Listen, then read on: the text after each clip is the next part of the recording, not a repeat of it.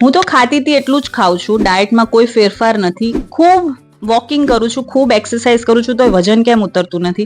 તો આ હોઈ શકે છે હોર્મોનલ વેઇટ ગેઇન, અને આ સ્ત્રીઓમાં ખૂબ હોય છે. તો જરૂરથી પેજને ફોલો કરી દેજો. પાર્ટ 2માં આને કઈ રીતે રિવર્સ કરવું એ જણાવીશ.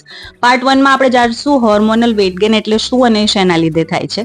સૌથી પહેલા તો જે આ 5 હોર્મોન છે એના લીધે તમારું વેઇટ ગેઇન થાય છે. દર વખતે એવું નથી હોતું કે તમે તો બહુ ખાઓ છો એટલે જાડા થઈ ગયા. ફર્સ્ટ છે ઇસ્ટ્રોજન ઇમ્બેલેન્સ. ઇસ્ટ્રોજનનું ઇમ્બેલેન્સ થાય એના લીધે હિપ્સ અને સાથળના ભાગમાં ખૂબ ચરબી જમા થઈ જાય છે. જો તમારે પણ લોઅર બોડીમાં ફેટ વધારે છે તો તમને પણ ઇસ્ટ્રોજનના લીધે વેઇટ ગેઇન થતું હોય છે.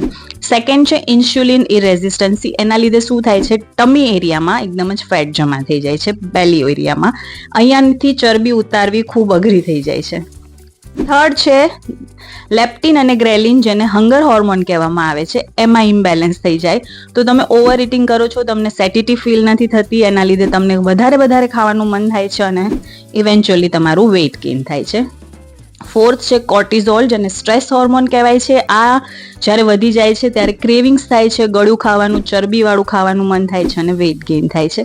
અને ફિફ્થ છે થાઇરોઇડ હોર્મોન્સ. જ્યારે આમાં ઇમ્બેલેન્સ થાય છે તો તમારું મેટાબોલિઝમ એકદમ પુઅર થઈ જાય છે, તમને ગમે એટલી એક્સરસાઇઝ કરો તો પણ વેઇટ ઉતરતું નથી અને વેઇટ ઉતારવું ખૂબ અઘરું થઈ જાય છે.